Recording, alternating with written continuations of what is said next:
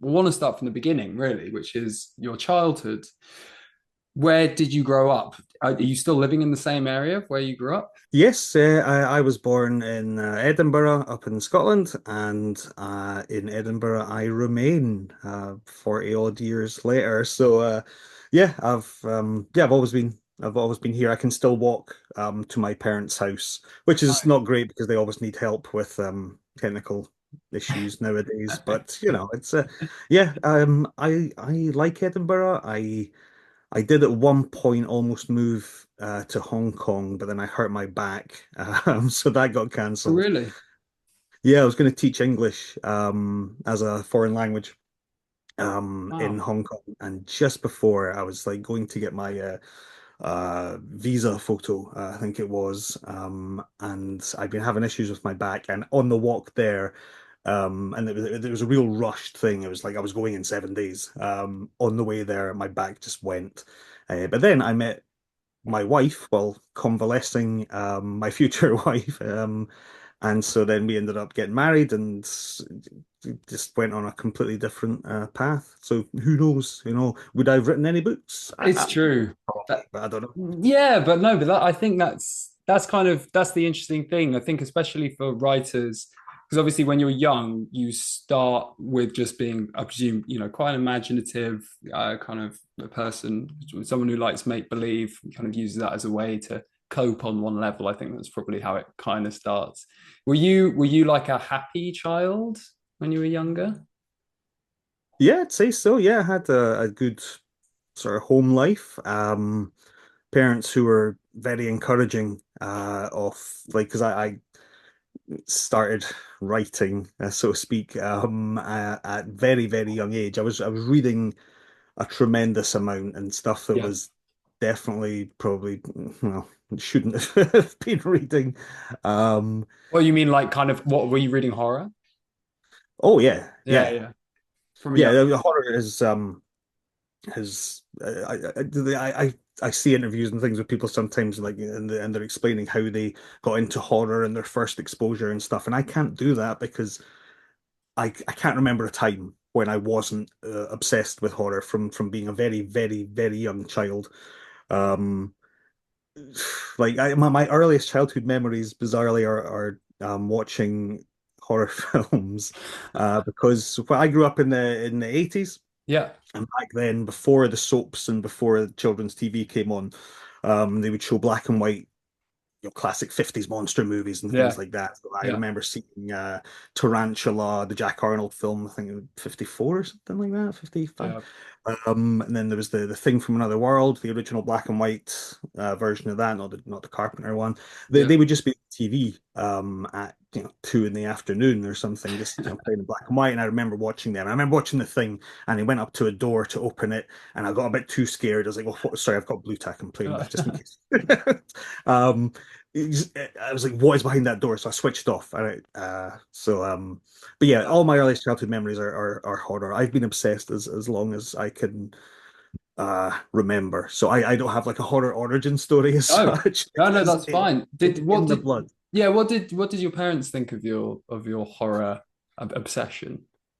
I mean, I wouldn't say they encouraged it, but they didn't discourage Yeah. it. So their mantra was, "It's a phase, grow out of it." It's a bit. He keeps drawing all these pictures of people having their heads cut off and stuff, and Were it's you doing that? Were you it's were you doing that? The oh brutal, yeah, bloody drawings. Yeah.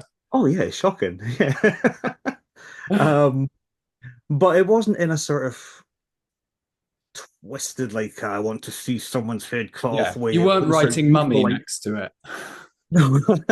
no, no. Yeah, it was just like, look at this, look at this, it's sort of gleeful Yeah. joy. No, no, no. But the thing is that I don't.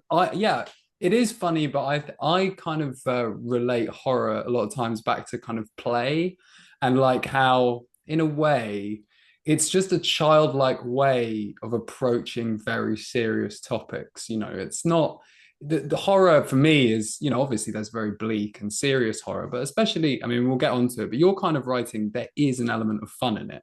There always seems to be a kind of lightness to balance out the darkness as well. But we'll get onto that. So, but basically, there's no, yeah, there's no judgment at all for any of that. I mean, I was the same as well, and I think a lot of children, I think a lot more children would art probably did do stuff like that, and then they can remember maybe they got discouraged Yeah. or whatever. So when did you start kind of creating horror scenarios beyond drawing and stuff? When did you start writing or coming up with stories?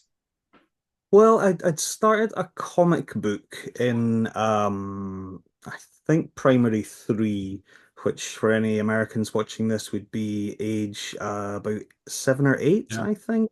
Um, and that was called Crazy Land, and that had little sort of three-panel stories. And there was one character I had called the Texas Chainsaw Massacre Man. I'd never heard, I heard of the film. I'd never seen it, obviously, yeah, because I was 7, and it was banned in the UK at that point. yeah. But there was little sort of short stories within that, and then Primary Three is the earliest sort of story I have that I still have a copy of, Dude, because my parents threw nothing away, which is fantastic. very good. So I've got an alien invasion tale, and it's like one jotter page, maybe 1.5 jotter pages, where aliens invade and kill everybody in the class. But if I remember correctly, I saved the day, and I am the sole survivor. Just Were you writing about vaguely. your? Were you writing about yourself? Were you the Yeah, character? yeah, yeah. It's age 7, I think it's you sort of just have to take from what's around you, pretty much. So it was yeah, that's when I sort of started. And then Mm, after that, I'd like my big love, like I love everything about horror, I love all the aspects, but more so than like books and literary horror, I like films. yeah. That's my uh biggest sort of influence, and I've already lost my thread. What was I No, no, saying? it's fine. I can see all your DVDs behind you. They're very cool. Oh God, yeah, they're doubled now. It's terrible. No, no, no, well, no. Trust me, I'm an addict to buying all things horror as well. But I think it's interesting because yeah, with a lot of writers I speak to, it's basically like you start funneling the stories that you tell yourself and into kind of actually writing and putting it down. Did you and then kind of there's another stage where you kind of show people, or like maybe your mum, maybe your dad. Did you have any friends who were also into horror as well? Yeah, I had one. And so we that now I've remembered my thread. Yeah, Carry on, yeah. so we would both it ties in, it's fine, Perfect. it's beautiful. So we would both write sequels to horror films that we'd enjoyed. Oh, that's So amazing. he wrote It 2. I wrote Child's Play. I think it was Child's Play 3 I wrote, which of course now exists. As does It it doesn't too. 4 or 5, 6, 7. Yeah, Um, but yeah, we would write that and we would show each other. Neither of us ever finished one. We usually got about 2 pages yeah, in, wrote a little gore scene, and we're like, "Ooh, this is hard." Just yeah, moved on to the next one. But I did have one friend who sort of shared yeah, a, a love of horror and the macabre and film and writing and just the arts and being creative. It yeah. wasn't a particularly creative class of people I had. Sorry if any of you are watching this, but you weren't. So But what about because I guess during the 80s and then 90s when when you were young, there were camcorders that were pretty accessible in a way that probably wouldn't have been in the 70s. Did you ever make little horror films? oh yeah, absolutely. Yeah, I made several of them. Um, I had a long-running series called Scottish Ninja, which was a takeoff on the American Ninja films with Michael Dudikoff, the sort of canon 80s classics. Yeah. Um, and that it started off as we were doing an action movie because that's really easy because you've got 3 kids and you're just running around Right, in right. judo suits, Yeah. screaming. And then eventually, I think it was Scotch Ninja 9, The Unholy Dead was a word for word remake of The Evil Dead because I did know enormous parts of that off by heart by that point. That would have Yeah. been probably would have been like 11 or 12 or something at that point. It was pre-secondary. Um, so yeah, we used to make horror films all the time, and they were absolutely unwatchable garbage. I still have them all, of course, because like I say, we Hmm. throw nothing away in our family. We're Yeah. That's amazing. hoarders. So You but gotta you gotta get those out the vault at some point and show your fans. I'm sure they would absolutely love it. Yeah, I've got one up online. It's a modern one that we made with the dog because I said at the start my parents were like, oh, you'll grow out with this horror thing. But funnily enough, I've actually unlocked a love of horror in my mother because I would show her horror films, and over the years she's grown to absolutely adore them. And she phones me Wow. now and says, "Oh, David, I saw this really good one on TV called Snow Beast. Oh, it's really scary or really silly or something." She didn't like Wicker Man. She found that too disturbing. And bizarrely, she didn't like Peter Jackson's Brain Dead or Dead I Alive, love that whichever. film. That's one of my favorite films. I Oh, love absolutely. I Same. just think that that kind of, the scrunginess of the models and the kind of prosthetics. Oh, it's just that's what I was saying about like the childlike play of horror, that kind of stuff. Baby in a blender, just, horrendous, but fantastic. So So I think a lot of horror authors have just never grown up in a way. We've grown up and yeah. become adults with, houses and dogs and families and jobs and stuff, but we've not lost our sense of childhood wonder and fun. And I Mm. think that's what yeah, I mean, I can't speak for everyone. I certainly have never lost that. If anything, I've got more wonder and, No, and definitely. I but think never. anyone who persists with something creative, I think it's really is just staying in touch with that kind of sense of, what it was like to be a child and be creative and play and mess around. And like I said before, that thing about you know, the heavy themes that horror deals with.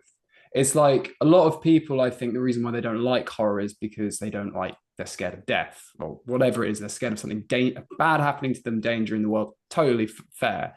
But then I think, horror people, I mean, my sense is that a lot of them are quite anxious. I'm quite an anxious person. I love horror. And I think if you told someone who didn't like horror, well, yeah, I've got quite a lot of anxiety, but I really love horror, they'd be like, well, why would you read it? And I think it's because it's like, rather than try and shut it away, put it in a box, you want to engage with it. Like, you want to engage with the dark things, but you don't want to be existentially like mind fucked. You don't want to be staring into the abyss going like, oh, death. But like, when you were younger, were you like, would you describe yourself as like fascinated with morbidity or anything like that? Were you a morbid person? Yeah. Yes. Yeah, not in a Um, depressing way, by the way. Not as in were you depressed, but like were you, kind of into it. yeah, absolutely. I always sort of like even things like that normal people do, like walking. I love if I see a cemetery, I'll always have wander through and look at the gravestones and things. Good character I names in Oh, cemeteries. yeah. Um, I did work experience in a mortuary, Did you a crematorium, sorry, a the crematorium, crematorium? which was a bizarre thing to do, I suppose. But yeah, So I've you saw dead bodies and stuff when you're in the crematorium? Yes, I saw the end of a cremation. Thankfully, everything had kind of gone because looking back, like if you told me now, if you say, "Hey, look through that window and you can see a body being burned," I would be like, "Well, hell no! Why are you even suggesting that? That's too far." But I was a 12, well, maybe 14 or something at that time, and I was like, "Yeah, okay, let's have a look." That sort of rotten.com mentality Yeah. that No, no, that's fine. thankfully. No, I remember my grandmother had like an open casket funeral in her home, and she lived in a quite Mm. gothic. Everything was painted black, and she was in the coffin just there.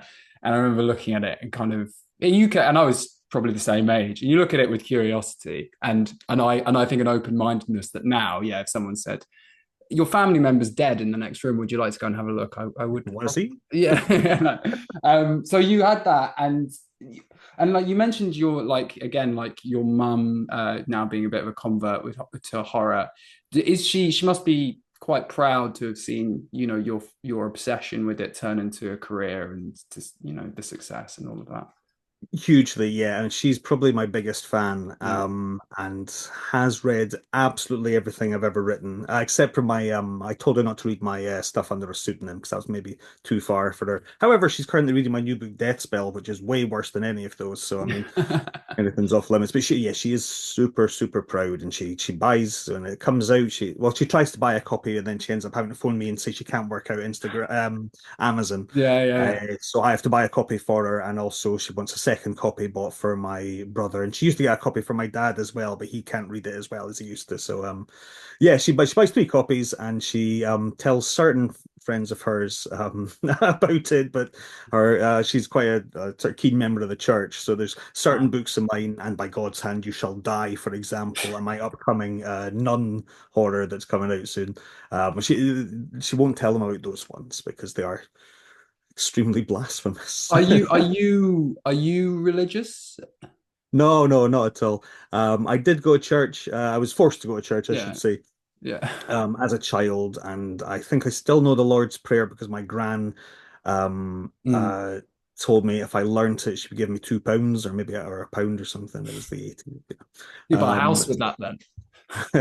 probably. uh, Um, so yeah, I did go to church and I hated it. And I questioned everything all the time. And now I I don't go. I'm not religious at all. My parents still are a little bit. yeah. I don't know if my brother is anymore, but I'm the black sheep of the family. No, did you hate it because it was boring, or did you hate it because you were like, this is not real. I don't believe in this. Or was it? Uh, Probably a mixture of the two.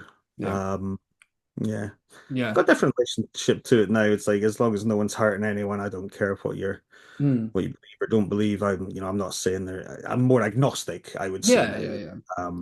yeah. It's but Well, one thing I do love is religious iconography mm, and the costume, the cathedrals, the costumes, the mm, the, the crosses. All I absolutely love that, which is why I do occasionally return to mm. religious themes in my books because it's I mean it's so incredibly gothic, It's you so know. good. Yeah, yeah, Like yeah. I've got a book out, the Nun one coming out. It's set in a 19th century Italian convent, and so earlier this year I flew off to Italy to wander around 16th century Italian convents, and it's amazing. The atmosphere is wonderful. I know. You don't have to be religious to be able to be like, wow, this Yeah. is incredible. It looks beautiful, and the Yeah. fact it really means stuff to people is just nice as well. No, I think there's definitely, there's nothing wrong with the reverence of creating things for a power higher than yourself. I mean, I think when you write a book, I mean, in a similar way, you're writing it for other people. You're writing about, like you said, that I guess like the symbolism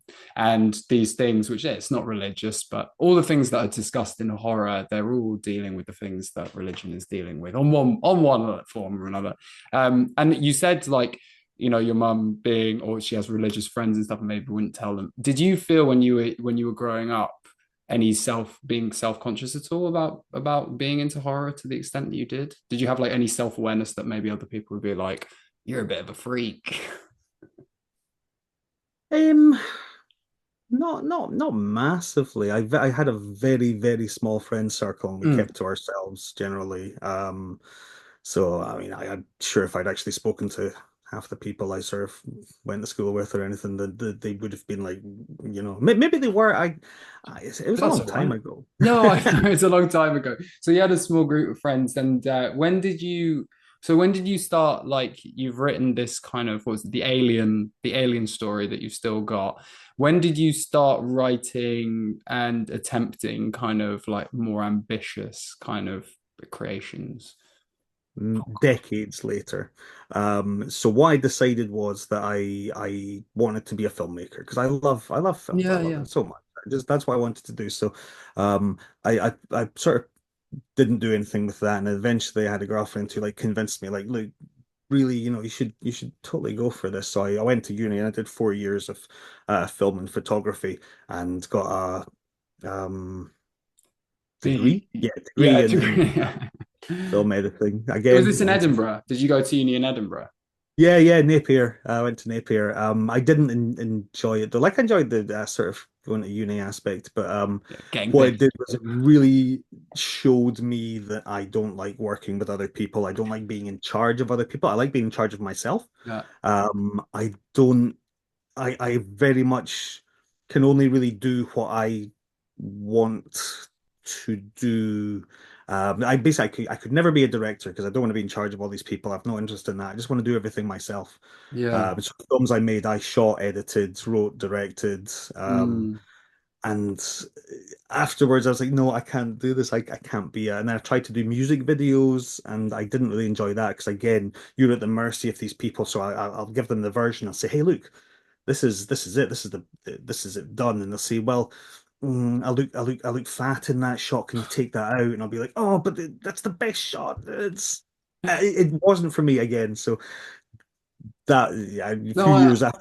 I get that. Is it wait? So is that sorry? Just to go. Is that because Sorry, I talked too fast. no, you don't. I just want to understand. Is that because you didn't like you didn't like anyone interrupting your vision Yeah. of what it should be? That's yeah, that's right. Which is obviously perfect for a writer because you get to control a lot So more. that's it. That was when I Yeah. realized, like, oh, okay, yeah, I can tell these big stories that I have in my head. I can tell them the way I want to, with Mm, absolutely no, budgetary constraints no. or thinking about special effects and actors and all that sort of thing. I can do what I want. And yeah, that was when I started trying to Yeah. write more seriously again. Yeah, because the pro I think that the reading and writing, I mean, writing is you're very much like a director, and you see the things in your head and you try and translate that. And for the reader, it's like a very personal movie that they're watching, because you're relating your own life to things, but you are also choreographing it as well, because no one's going to see the character the same way that someone else does. So you must have felt a click at some point when you got, like you said, I mean, you did, but like that thing of like, I can make movies in the book, and I can make a $50 million movie in a book, and it doesn't cost that much. But did you have to? Were you working, and in were you earning a living through like working in film and stuff, or was that alongside? No, no, not at all. I started working at a department store and just when I left school, and I worked there for 24 years. Whoa, 24 Oh, years. That is a shift. yeah, minimum wage. Whoa.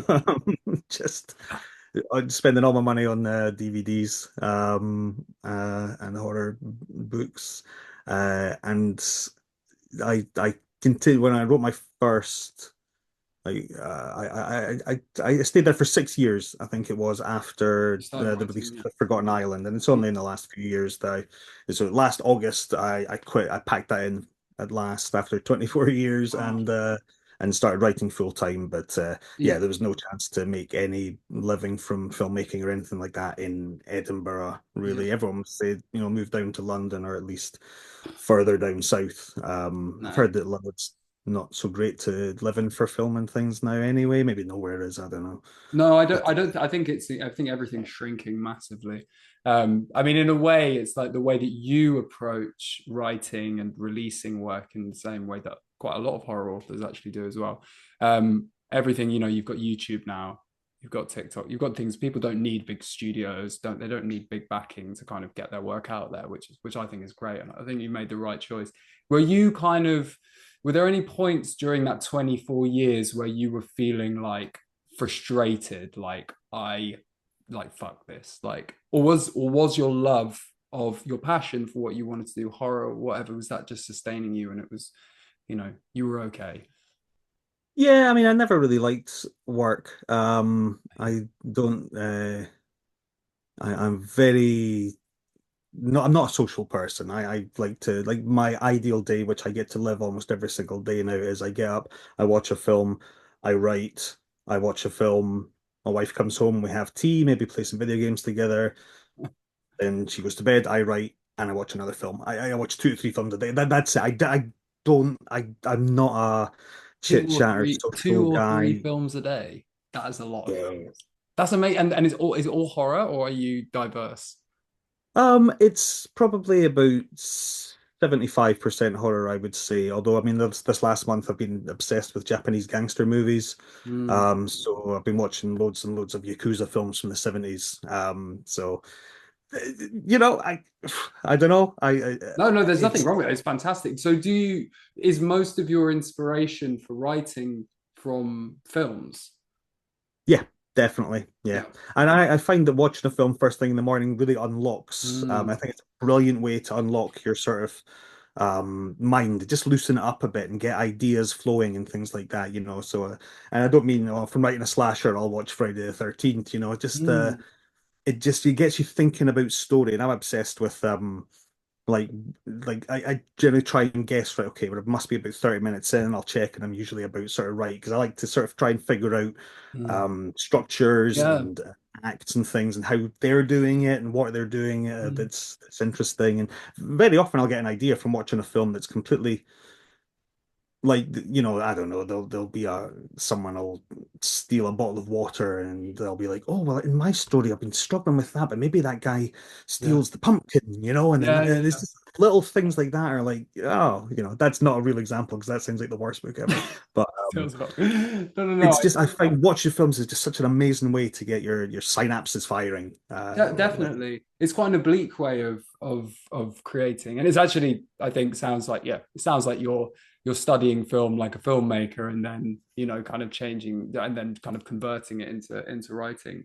So you write. So let's go to when you kind of you were so you started writing. Did you say 6 years, or you released your first book 6 years before you finished working? Is that right? Did you say that? That's right. Yeah, I think the first one came out, Forgotten Island came out in I want to say September 2018, and it was August 2024 when I handed in my notice and left. Wow. I'd probably been writing a couple of years before that because I had yeah, I think 2016 possibly I'd done I don't know if it's still a thing, NaNoWriMo, the Yeah, yeah, National Novel yeah, Writing yeah. It Month. I is. don't know if that's still going. Last I heard they were mired in some sort of AI controversy. Yes, you're So right. Yes, that's what they are. Well, they um accept AI. They welcome do AI. they? Yeah, they're like, it's because they say Yes. that it's pro disability to people who can't write. It is some nonsense, but anyway.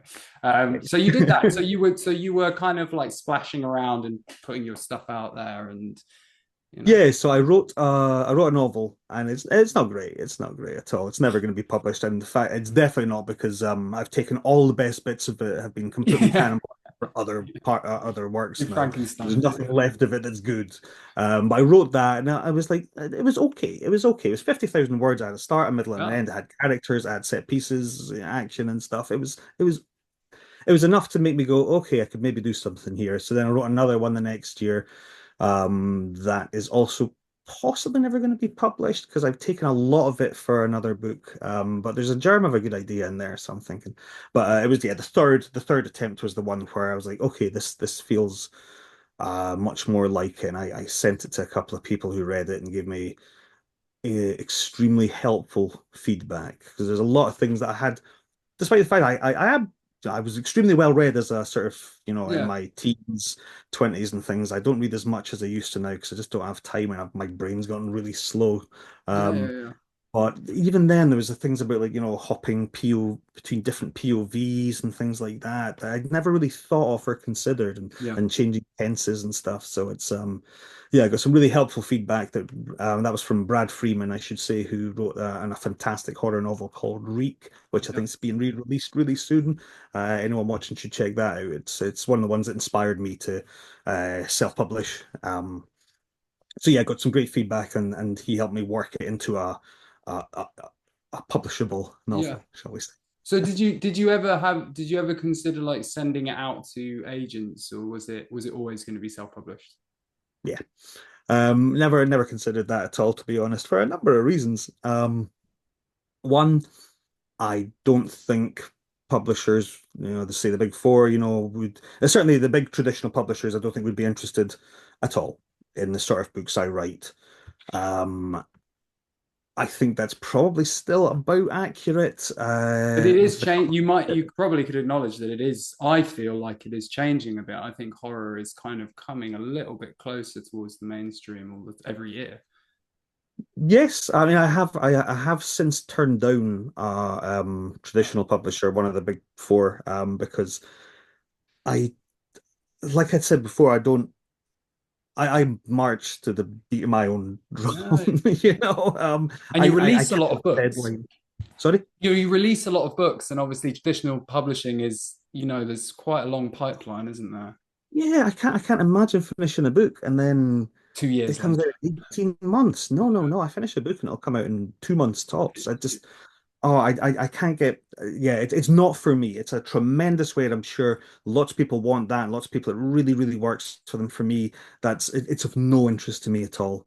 And small press, I thought, well, what's really the difference? I'm willing to do the work. I'm willing Yeah. to do the writing, the editing. I'm willing to sort out the cover and design and everything. I'm willing to do the marketing. So do I need a small press? For some people, yeah, absolutely, it's the way to go because you don't necessarily want to get bogged down in all that sort of thing. I enjoy every single Yeah, aspect yeah, of that, yeah. even up to a point, the marketing. Um, so Well, I I mean, just you've done it though. You've done the market. Well, I mean, I think that the good thing about marketing now, especially if you think of something like TikTok, is the real work is done by the readers. You know, if a book's good, people talk about it, and then you don't need to. I mean, I actually find it relatively cringeworthy if a writer is carrying on selling their book. You know, you see people popping up on social media going, "My book, I've written my book," and you see them 10 more times saying that. It's like, if I want to read it, I'm gonna read it. You know, if someone yeah. tells me they like it, I'm gonna read it. Not if you tell Yeah, me. you go into someone's profile and the first 10 squares are just the same cover or No, like a quote. And do you know what has never sold a book for me is putting a random out of context no, quote from the book. Like, so who's saying that and who are they saying it to? What's it mean? Who cares? no, I I know. No, would stop doing that. Um, but you like the but yeah, whole, you're you like absolutely. creating the whole ambience almost around the central thing, which is the novel, but everything around it is just important. Like the artwork, you've got who does your artwork because they do. It's definitely thematic. You know, you've got the kind of panel and that's kind of stays the same. Who does that? So the design, the actual artwork itself, like the image, Yeah, I get different people to do that. The person I've used the most is Trevor Henderson, who's most well known now for doing a character called Siren Head. yeah, But the actual design itself, my wife did the first three books, I want to say, because she's a design teacher. So she did that according to my sort of specifications, and then she showed me how to do it. So I just do all the design myself now. yeah, On all the books. But the art is the one thing where I'm still like, no, I'm not a great artist at all. And there's people out there who are incredibly talented. yeah, So I always, yeah, I've got a huge list of potential artists. I just, when a new book's about to come out, or when I'm nearing completion on a book, I will go through my list and be like, right, whose style is suitable here? Because I've got I no, I'm not going to say that yet. Sorry, I was about to say something. They're not coming book. I can now. It's no, no, no, Tuesday. no, no. That's I that's fair. That's fair. Um, It but yeah, it does I like make to do everything myself. It's No, a but it sort of makes sense considering, like you said, you've kind of had that very, I think it can be a very painful experience of working with people where you're like, look, I'm an artist, you know, I'm a creative and I have a vision. And if you want me to be involved, then let me do my thing. Why are you trying to? I remember I used to work I'd make like write music for adverts, oh, and which cool. is already the most crushing thing you can do as a musician. But like having someone who clearly, a marketing person go to me, over the thing that I've made, and I couldn't. After a while, I was just like, this is bad for the soul. Like I need.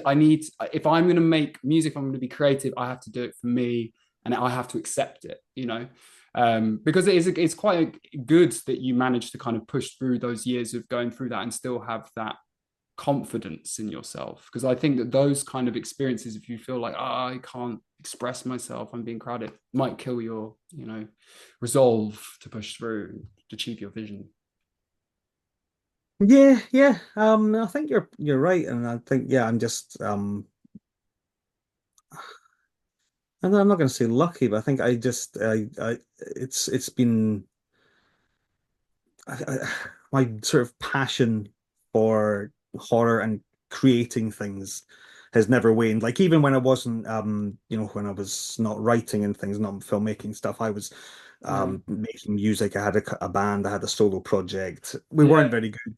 yeah, It's never going to be heard by anyone, but we would spend weeks recording, and I had GarageBand and I would layering all these synths and things all over it and stuff, making full orchestras and stuff. I've always, and then I wrote a musical at one point, yes, where I tried to make a film of that, but just with stop motion again. How can I make a film but just by myself?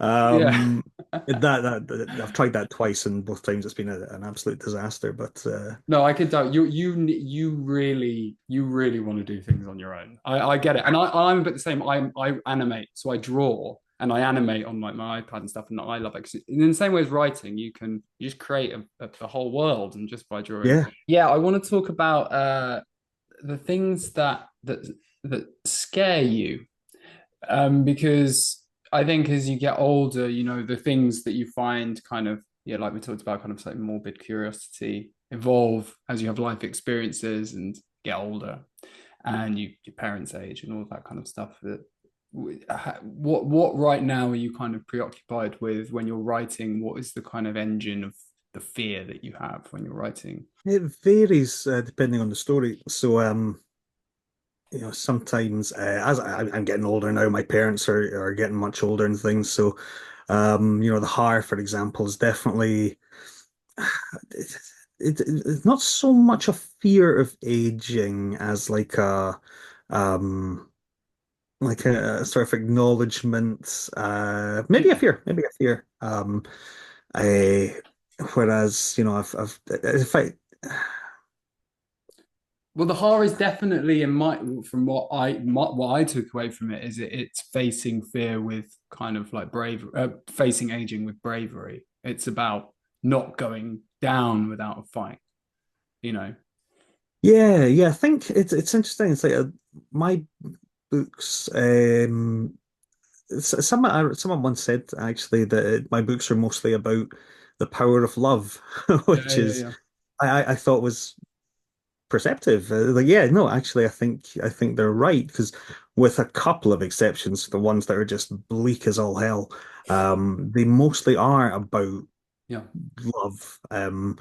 I think because it's so important, but it's something that I know people get annoyed when I say this. I'm not a fan of like grief horror in general because to me it almost feels too easy. It can be done brilliantly. Don't get me wrong. I think one of the best ones I read was someone I think you've interviewed, Crossroads by Yeah, Laurel Laurel Hightower. Hartsheimer. Yeah, Crossroads is That really that's good. a brilliant one. Yeah. But so often it's just like the dead child trope and the grieving parent. I don't think it's that interesting. Whereas I think love is underutilized in horror, you know. Um, Definitely. it's what drives, so it's what I'd like to think drives most of us. It doesn't, unfortunately. But I just and I'm a sucker for a romantic story, like a rom-com and things Yeah. as well. So I just find yeah, I don't really, as I'm saying, I don't really think about what sort of scares me as such. I have done at the start, where I just put, basic as Yeah. anything. I put spiders in the Forgotten Island, and also my new novella that I'm just sort of putting the finishing touches on is a sort of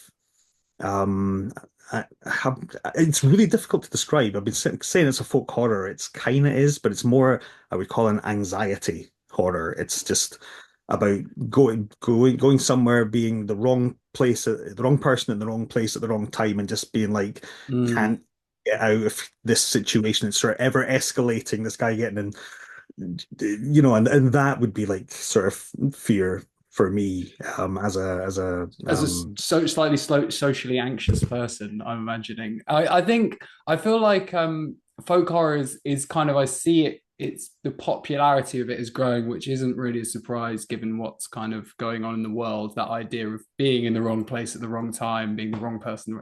I think that's, we all feel that to different degrees, and obviously some people feel that massively, and that's like their whole experience. But like going back to the love thing, like I think that as I've been with my wife, not married, but I've been with my wife for 10 years. And I think the longer that I'm with her, it's not that I so much, not as much as like my fear increases, but I'm realizing more and more that you can't have love without that idea of at the end, there is a huge, for one of you at least, a huge explosion of pain. And, it's like for everything that you put into loving someone, the grief at the end of it is going to be monumental. It's almost like a kind of, that thing, what they say, like energy isn't destroyed, it's only kind of transformed. And like, I think that that's why, like, the Haar is kind of like that book for me is it's obviously it's about love and it's about grief, but it's not a grief horror book. It's a body horror, creature feature kind of thing. But do you know what I mean? Yeah, Just and I'd like like to think Muriel's not grieving her husband by that point. She thinks about him and she misses him and she loves him, but it's not. I think she's gone through the grief stage, and I've seen like with much older people losing their partners and stuff. It's different. It's different. It's almost like a knowing acceptance. Like, yep, well, I knew this was going to happen. It's quite weird. And I mm, wonder if just as you're. I mean, I remember my gran at one point she was like saying to me, "Well, all my friends are dead now. There's no one left." It's like, shit, yeah, yeah. you're the last one. Yeah. So you don't think Muriel's kind of want to kind of keep that kind of thing, alive is her still not being able to process death. I think it's her love for him Yeah. that I mean like, you can spin it No, no, no, I know. myriad of different ways, absolutely. And I know people do because I've seen people with very different takes on it to what I intended. So Oh, that's good. That's a yeah, good, so I to me it's a it's a story love about, story. Yeah. yeah, it's a It, romantic, a it, sentimental horror, maybe sentimental. I'm quite a sentimental I guy. I love it, and I think that also because horror is pushing buttons that they're pushing emotional buttons, and it's like rom-coms. I don't I This is the only genre that I actually will cry when I watch a rom-com. That's when I'll cry. I don't cry watching a horror, but it's good to mesh the two together because like get all of the emotions in. So okay, so I kind of understand what you're saying about your fears, not kind of maybe being so kind of like this is what I'm scared of, and so I'm going to write about that. It's writing more just generally about themes, and they kind of come through. So I guess my next question is like you said that you were, maybe like yeah, you don't like socializing too much. You kind of keep yourself to yourself. You watch movies, you write. That's like what you love doing, and you're lucky enough to do it. But is do you kind of um did you chime with the sentiment that like horror is a genre for kind of outsiders, people who maybe don't feel like they fit in, into society, or is that just too general? I think it's one of those ones where it's almost like a cliche stereotype type thing, but one that is very heavily based in truth. You Yeah, know, yeah, sometimes stereotypes are that way for a reason because I do think that just based on people I've known and met and things and that yeah, it has historically been sort of outsiders genre somewhere where you can sort of lose yourself and then you can sort of come together with fellow fans. It used to be, and I don't know if this is still the case, but with two things, heavy metal and horror. I remember you would walk along yeah, a busy street, and if you saw someone wearing a you know a t-shirt that just yeah. had Band shit. Freddy on it or something, Yeah. there would be that just that nod, that sort of just acknowledgement, like, all right, Are you into cool, sure. metal? Are you into metal? Ah, yeah, yeah, yeah. Yeah, me too. I think same. And actually, I saw what's the name of the lead singer of Judas Priest? He did like Rob Halford. yes, they had he had like an acceptance speech recently where he talked about the heavy metal community, and he was like you can't, and I think what he was saying was like, this is the kind of thing that you can attach the word community in because it is an accepting community. And I think horror and metal, what they both have in common is that they seem to be quite a repelling kind of outer kind of shell Yeah, where it's like long hair, black, and horror's all like gory and like violent maybe and all of that, and people are repelled by it. But actually, the horror people, metal people, extremely can be extremely lovely. Some of the loveliest people I've ever met. absolutely. I find yeah, and like you say, accepting that is it's so true. It's Mm. um just welcoming, even I would say. It's like where no one cares what your orientation is, or your No, gender, or no. anything. None of it matters. Just oh, you love horror. Oh, you love metal. Cool. Yeah, let's just embrace that and appreciate that. It's really nice. I think so. You do get uh yeah, I find there's a lot of people who would generally have been sort of a social outsider or in the worst sort of situation, sort of like a social outcast almost, will find their tribe, The if you like, people. in those two genres. Finds a lot of neurodiverse people are really love horror, and yeah, it's No, yeah, they do. You're right. You're right. And it is a proper melting pot. There isn't really, or at least if there are any kind of like communities that do feel marginalized within horror that there shouldn't they shouldn't feel because yeah, it's kind hopefully of not. Yeah, no, because it's like I think as well because of the themes of metal and horror, they usually are expressing some kind of sense of disenfranchisement or pain or loneliness. And I think that, but it's not like you said. I think that's where I agree with you on things like grief, horror, and the bleakness of some things. It's like, well, it shouldn't be let's get together and just feel pain. It's not about that. It's about connecting. It is about love. Ultimately, I think that it's so nice for people, I think, who feel a bit on the outside to come together and just, yeah, you have that in common. That's a starting point. We can go from yeah. there. I think my problem with certain types of grief horror is when it just feels like it's almost the I'm not sure if I can say this word because it's is this going on TikTok at all? I'll bleep it out. Don't worry. Yeah, it's like almost the sort of pornography of grief. It's where it's just Yeah, it like, is.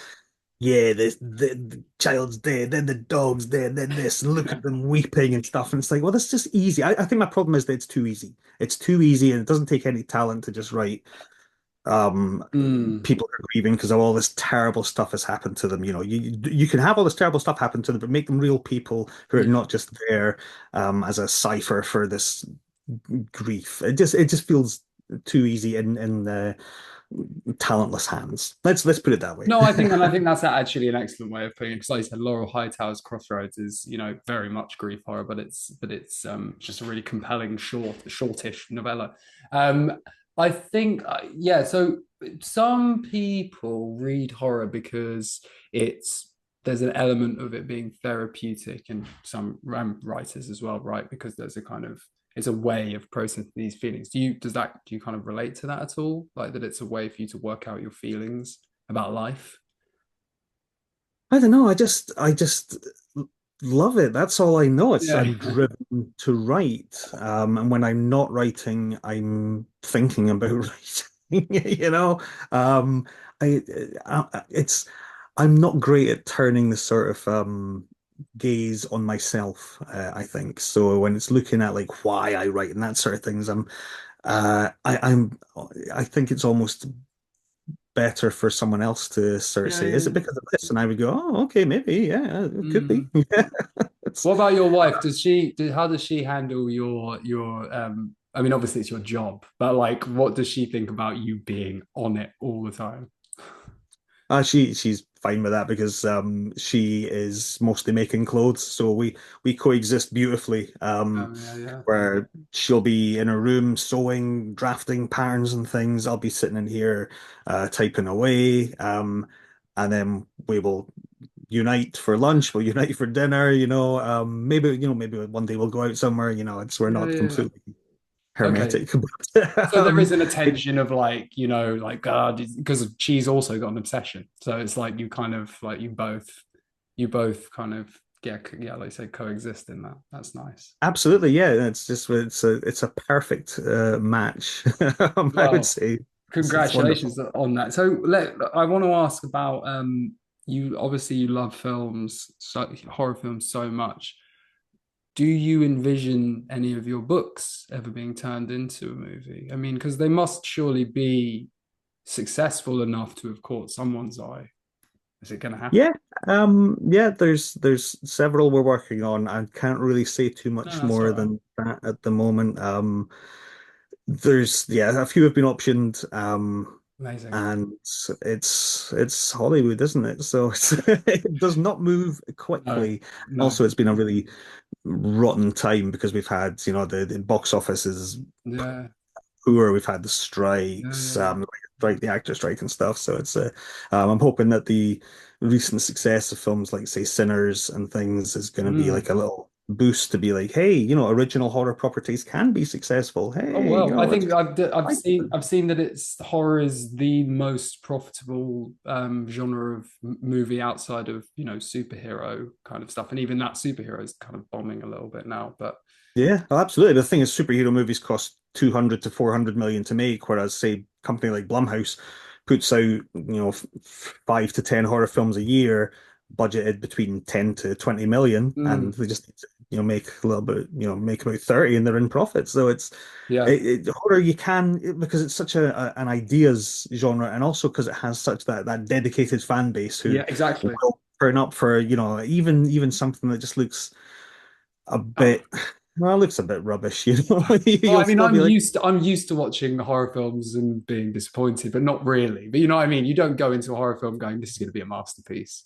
Like you no, go, I go in hoping it's gonna be good. yeah, And I'm hoping I'm gonna enjoy. I go into everything hoping to enjoy it. yeah, yeah, yeah. And and nothing's really as bad as people tend to say it is. I find that usually there's something you can be like, well, yeah, the story was rubbish, but it had No, I exactly. like the music score, and that one guy gave a really good performance. I'm an eternal optimist for horror. It's No, it's no, rare that I no. see one where I'm like, oh, forget that. No, but that's why you wouldn't keep coming back otherwise. So would you write the scripts if you were going to make a movie, or would you leave that to someone else? Um, I you know I don't think I would want to be heavily involved because it comes back to I can't imagine handing in the script and Working going, with other here we people. Yeah. go, it's done, and then someone saying, yeah, okay, but can you put in a scene with a ghost lady? And I'm like, well, what are you talking about? There's no ghosts in this book. Yeah, but ghosts are in. Ghosts are hot right now. This ghost film made 17 million, so put in a ghost.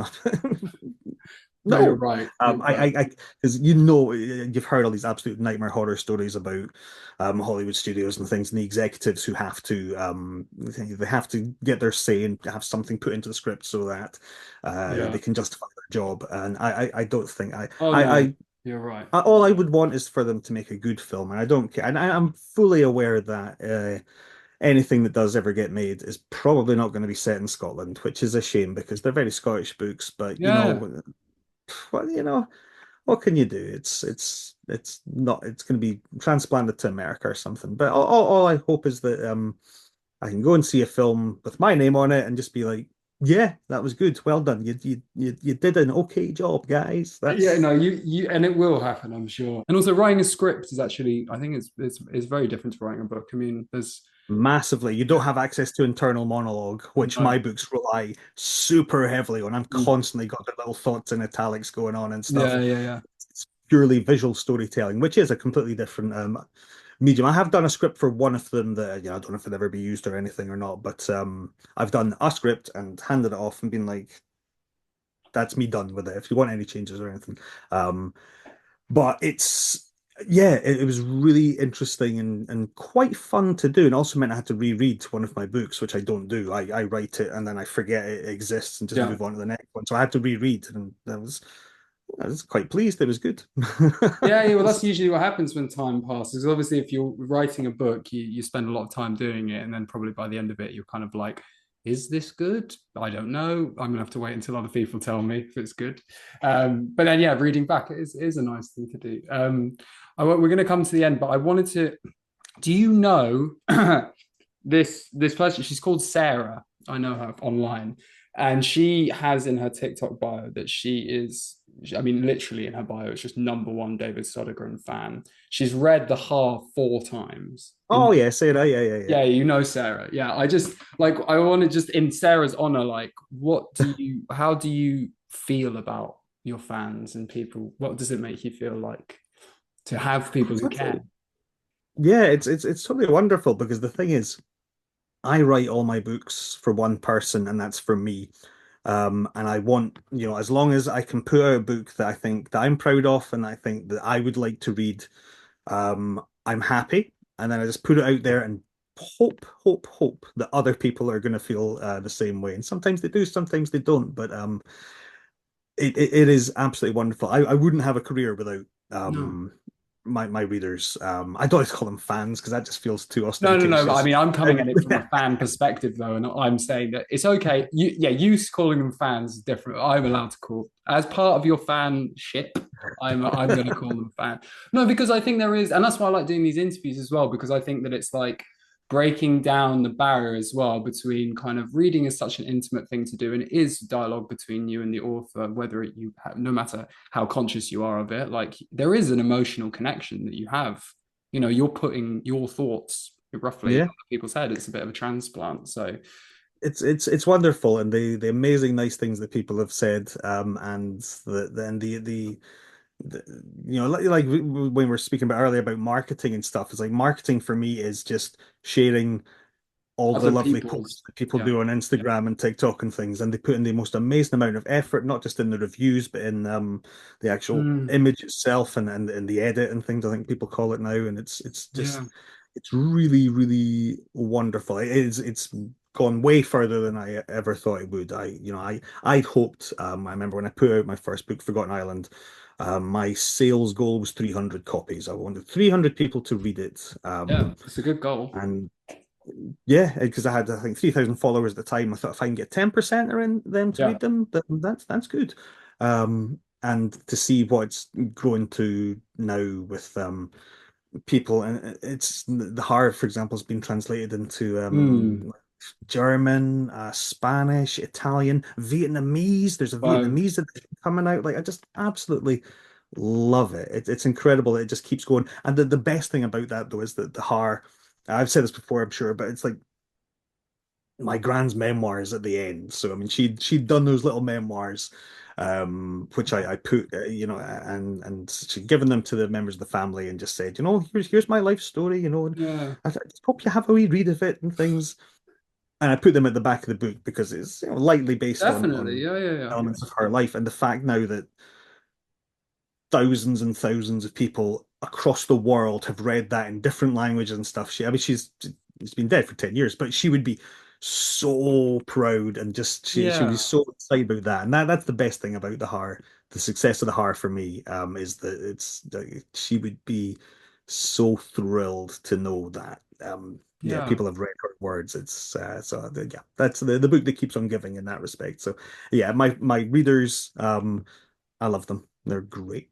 Yeah, no, I mean, I think it's a great thing. And I think, especially like we've said in horror as well, there's definitely, it's really a warm-hearted community. I know that, I mean, I'm not really, I only read horror, basically. I only horror. That's all I do. But when I see other communities, I do, there's quite a lot of like tension sometimes. People kind of, and I've never felt that in horror. I've only felt, you know, The agreeable, romance just, community. The yeah. romance community. Oh, My goodness. Can 5 minutes pass without some new scandal none. breaking out? My God. And for what? Like we're talking about reading books. Like, you know what I mean? Like this is supposed to be something we're connecting over, not like fighting over. Like it's I mean, I think books are so much more than just books, but when it comes to that kind of stuff, I'm like, it's just a book. Like, let's not. Yeah. Um I've massively pulled back from all social media now because I'm hmm. just Well, you don't need to as much as well. I think when you're starting out, I think that social media is for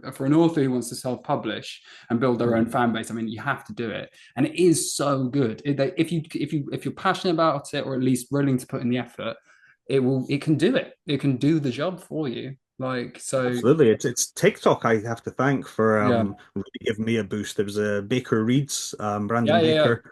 yeah, Posting a couple of my books about Har and Maggie's grave and things, and yeah, that was the point where he introduced me to a whole bunch of new people, and it just sort of snowballed from there, yeah, spreading out. So I'm forever grateful to Brandon because that's it's not just the readers, but the readers and the people like yourself who are actually you don't need to do this, you don't need no, to do it for the take time love out of your though. day to interview people, but it's No, just what great. I'm very selfish as well, though, in one way with my interviews, because I read the books and I'm like, oh, I love to talk to that person. That was not my thing. When I first thought, like, because I haven't actually been, I mean, I've been on TikTok for a while and I've been part of the horror community for a while, but I didn't actually make any videos. But then when I decided I was going to start, my goal was like, I want to start a community. Like, I run this, uh, basically like a short story competition for first time horror authors, but it's completely anonymous. It's for people who are a bit scared to put their work out there. So you submit Oh, nice. anonymously and it's voted for by the community and stuff.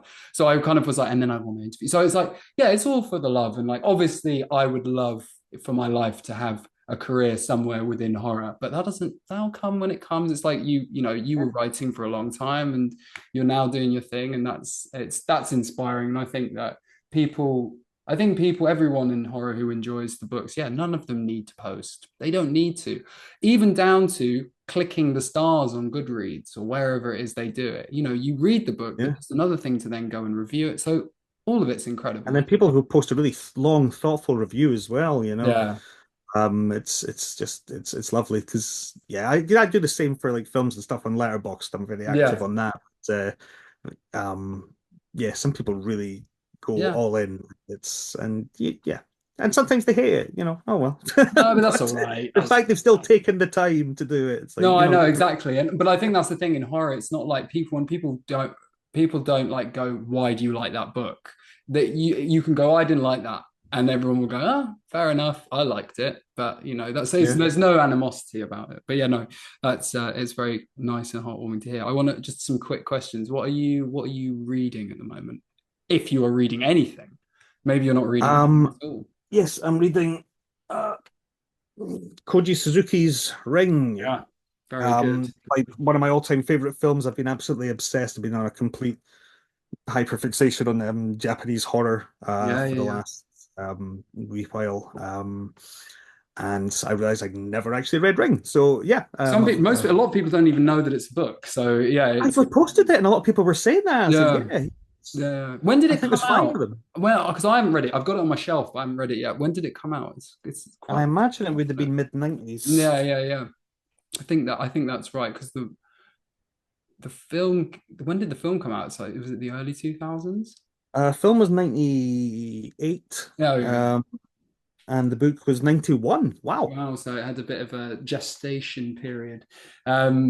Maybe like one of your books. What about TV? Do you watch any TV or is it just movies? Nah, not really. It's funny. It's like, even if I watch an episode of something, I think, oh, I really enjoyed that. Then I look and there's 8 more episodes. And it's like, well, 9 hours. Well, I could watch, 6 films in that time. So what's the point? So it's only if my wife and I have something that we want to watch over tea. So Andor, for example, we really enjoyed the season Oh two of yeah, Andor. yeah, yeah. Very good. But no, I'm not a TV guy. I appreciate that it's can be absolutely amazing, but I would prefer to watch lots of different things in You that clearly time. you simply don't have the time for it, and that's fair enough. So, what did you watch? What have you watched the movie already today? And well, no, today's slightly odd because my wife is on holiday Oh, at the and she's moment. also ill. Did you say? Yes, Yeah, yes. yeah, But I've also I've been trying to find a good video game for several years and failed. But I finally got again Japanese horror.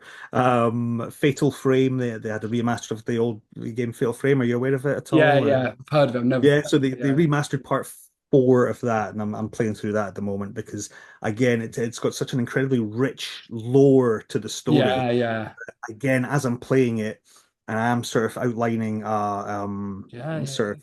of J horror type project at the moment. So as I'm playing that, I'm just little ideas are going off and stuff. Yeah. So Pinging it's around. unusual. I usually would have watched the film by now, but No, no, that's fair. I'm playing Days Gone for the second time. Have you ever played Days Gone? It's an is that the one with all the zombies and the hordes? it's an open world zombie. Yeah, It's yeah, I it's love it, love it. We played that during lockdown. yeah. Just we It's a banger of a game. I mean, I love open world games. I do also like story games where it's kind of like you're being kind of handheld through it, but there's something about open worlds which I'm just like, and that one. I mean, I like horror games, so I'm just like anything that kind of puts me on edge. Anxiety playing, like gripping the controller, sweaty hands. yeah. Well, I feel proud because I've made it through almost all of this because I am for some reason like nothing really, horror films they can unnerve me, disturb me, I can get a fright and stuff. It's extremely rare they scare me, but video Yeah. games, that Mm. immersion. Yeah. I'm going to try Silent Hill 2 again because I remember Yes. last time I played that. Once I got to I think it was the hospital and your radio started crackling. as the nurses were getting closer, but you couldn't see them. I was like, no, I can't do this. I genuinely can't do this. But my problem is, I wait till night, I switch off all the lights, and I put on some really good noise canceling headphones. So I do it to myself. That'll do But it. That'll do it for I'm going sure. back to Silent Hill 2 Would after you ever this. would you ever do the VR I'd game? love to try it, yeah, Yeah. because I see people reacting, Oh, it's good. It's good. It's on weirdly good. I mean, I think I haven't got one, but I've been to quite a few VR gaming kind of places, and I've done some zombie ones, and it's good. Like does it trick your brain like yeah, it properly? does. It takes about 10 minutes, but then when you at the end of it, you take it off and you were convinced that you've forgotten that you were doing it. So afterwards, you get a really weird, uncanny feeling about Oh, life, that's awesome. which is kind of a weird thing where you're like, wait, this is the real world and not that. So yeah, no, you should definitely give that a go. But we've come to the end, and thank you so much, David. I really loved several of your books, and it's just literally just not to be too much like that, but it is genuinely a serious pleasure speaking to you. Um, Oh, thank you. No, it's been wonderful. You're a very, very good interviewer. You actually properly like listen to the answers. You base your next questions off that. It's a real pleasure.